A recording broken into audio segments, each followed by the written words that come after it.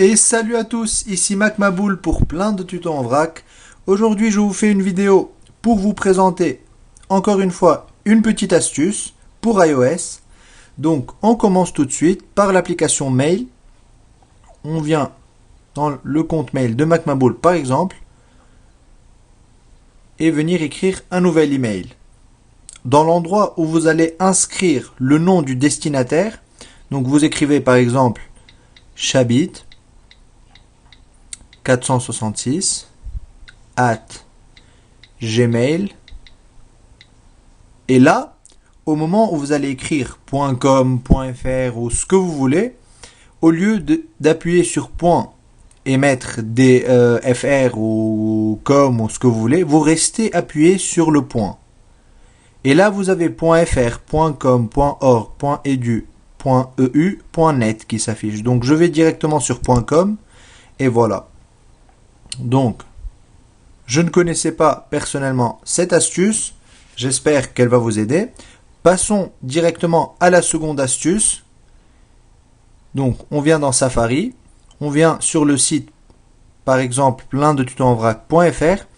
Et là, je commence à descendre, voir les nouveaux articles. Et je me dis, Cut the Rope, c'est un article qui m'intéresse, mais je voudrais le lire plus tard. Je voudrais continuer déjà sur la page d'accueil. Donc, on peut venir rester appuyé dessus. Au lieu d'appuyer direct, vous restez appuyé. Et là, vous avez ouvrir, non, nouvelle fenêtre. Donc, nouvelle fenêtre. Il va me l'ouvrir dans un nouvel onglet.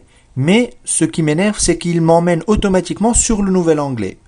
Donc moi, ce que je voudrais, c'est qu'il ouvre le lien dans un second onglet sans pour autant m'emmener automatiquement. Donc c'est exactement comme sur votre Mac, sur Firefox, Safari ou Google Chrome.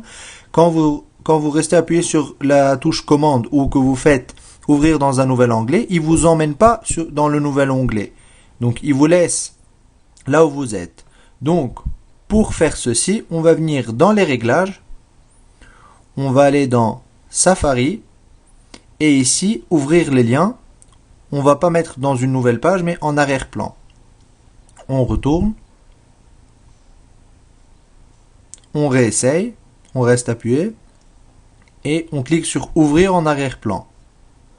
Voilà, comme vous pouvez le voir, donc le lien est parti directement ici. On vient cliquer ici et vous trouvez donc votre lien.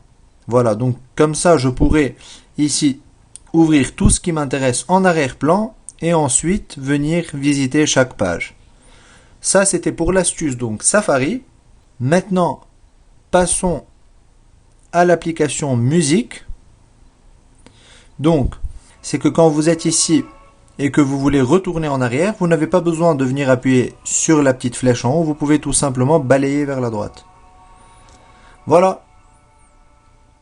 C'était donc MacMaboul pour plein de tutos en vrac. J'espère que ces petites astuces iOS vous ont plu.